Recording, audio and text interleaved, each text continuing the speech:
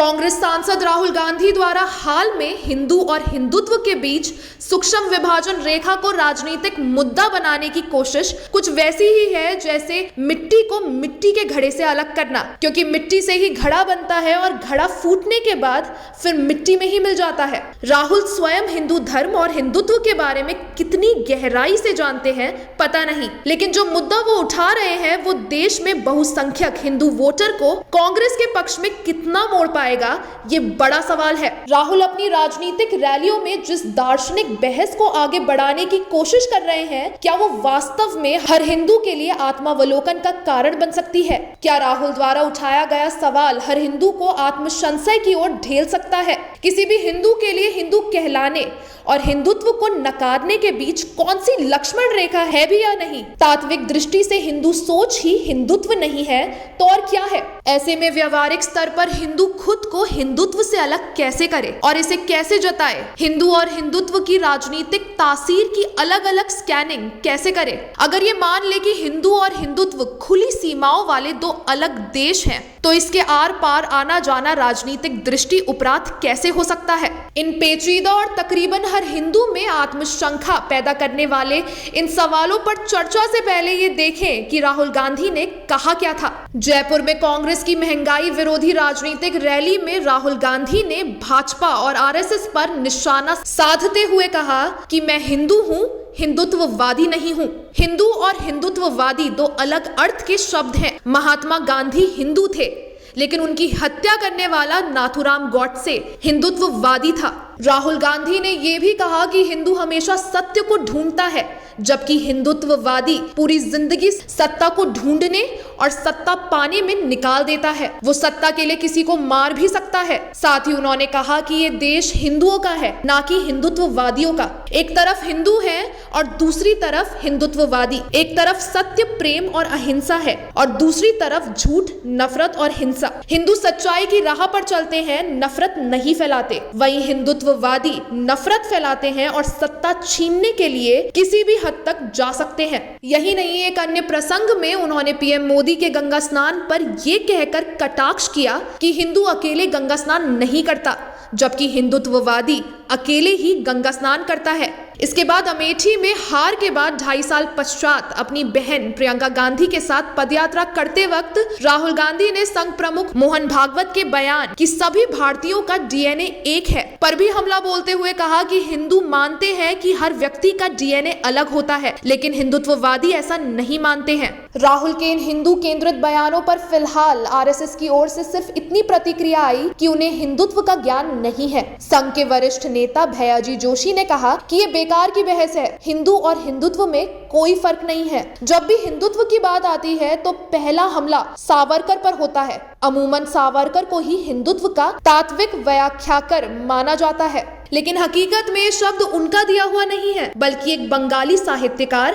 कट्टर सनातन हिंदूवादी चंद्रनाथ बासु ने 1892 में इस शब्द का पहली बार इस्तेमाल किया। चंद्रनाथ का झुकाव शुरू में ब्रह्मो समाज की ओर था, लेकिन बाद में वो कट्टर स्नातिक हो गए। उन्होंने अपनी बांग्ला कृति हिंदुत्व हिंदूर पत्रिका इतिहास में वेदांत मत के आधार पर ये स्थापित किया कि हिंदुत्व की छतरी वास्तव में विविध परंपराओं और कई बार परस्पर विरोधी लगने वाले विश्वासों और आचरण का समुच्चय है। उन्होंने ये भी कहा कि केवल हिंदुओं में ही मानवता को समझने की आध्यात्मिक चेतना है। बासु धर्मांतरण के भी घोर विरोधी थे। बाद में 1923 में विनायक दामोदर सावरकर ने हिंदुत्व की अलग व्याख्या की। उन्होंने कहा कि हिंदू वो है जिसके लिए पुण्य भूमि और पितृभूमि भारत है। सावरकर बुद्धिवादी हिंदू थे। उनके अनुसार हिंदुत्व का दायरा हिंदू धर्म की तुलना में बहुत विशाल है। संक्षेप में समझे तो हिंदुओं का गुण ही हिंदुत्व है। राहुल गांधी जिस हिंदू बनाम हिंदुत्व की बात कर रहे हैं उसका संदर्भ राजनीतिक है, ना कि धार्मिक या आध्यात्मिक। अगर वो हिंदुत्व को केवल नफरत, हिंसा या स्वार्थ से जोड़कर बताना चाह रहे हैं तो ये आंशिक सच्चाई हो सकती है,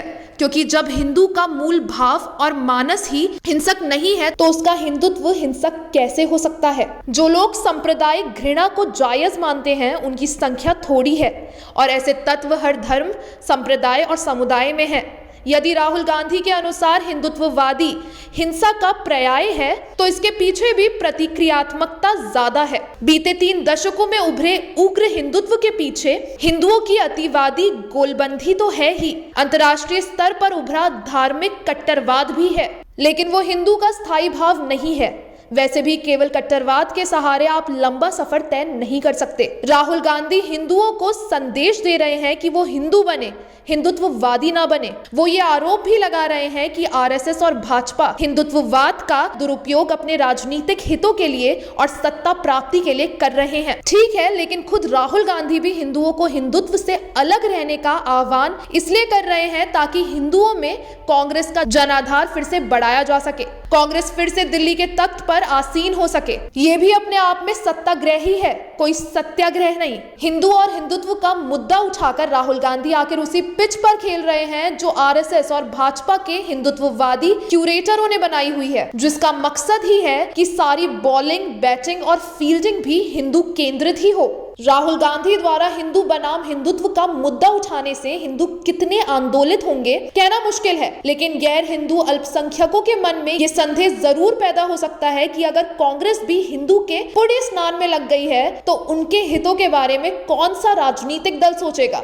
अगर कांग्रेस ने भी बहुसंख्यकवाद से निपटने के लिए बहुसंख्यकों की ही बैसाखी पर चलना तय किया है तो राजनीतिक पुण्य किसके खाते में जमा होगा ये समझने के लिए ज्यादा दिमाग लगाने की जरूरत नहीं है। यदि कांग्रेस इसकी आड़ में उस पर लगने वाले मुस्लिम परसती के आरोप को धोना चाहती है तो भी ये उसका सही तोड़ नहीं है। ये फायदा उन्हें आम आदमी के मुद्दे और तकलीफों को मुखरता से उठाने पर ज्यादा हो सकता है। इस लिहाज से उनकी बहन प्रियंका यूपी में महिला सशक्तिकरण को लेकर जो राजनीति कर रही हैं उसका ज्यादा राजनीतिक लाभांश मिल सकता है। दरअसल राहुल गांधी खुद को मोदी से ज्यादा हिंदू और हिंदुत्ववादी साबित करने जाएंगे तो शायद कुछ भी हासिल नहीं कर पाएंगे। इस बहस से कांग्रेस कार्यकर्ता भी हिंदू मतदाता को कैसे कन्विंस कर पाएगा समझना मुश्किल है, क्योंकि हिंदू और हिंदुत्व की ये बहस अकादमिक और दार्शनिक तो हो सकती है, राजनीतिक मैराथन में गोल्ड मेडल नहीं दिलवा सकती। मान ले कि इस बहस से कांग्रेस के लिए कोई अमृत निकलेगा भी तो उसमें बरसों लगेंगे। राहुल और उनके सलाहकार सत्ता के लिए कोई दाव खेल रहे हो और आने वाले दशकों में कोई नया नैरेटिव तैयार करने में लगे हो तो अलग बात है, वरना अभी कांग्रेस का जो हाल है उसमें पार्टी के हिंदू शतप्र ही नेतृत्व के खिलाफ तलवारें भांज रहे हैं। उस पर ध्यान देना ज्यादा सामयिक और सार्थक होगा। हिंदू कांग्रेसी पार्टी से ना छटके इसका उपाय करना समीचीन होगा। वैसे भी एक आम हिंदू के लिए ये प्रश्न ही है कि वो राजनीतिक हिंदू और अराजनीतिक हिंदुत्व को अलग अलग पलड़ों में कैसे तोले।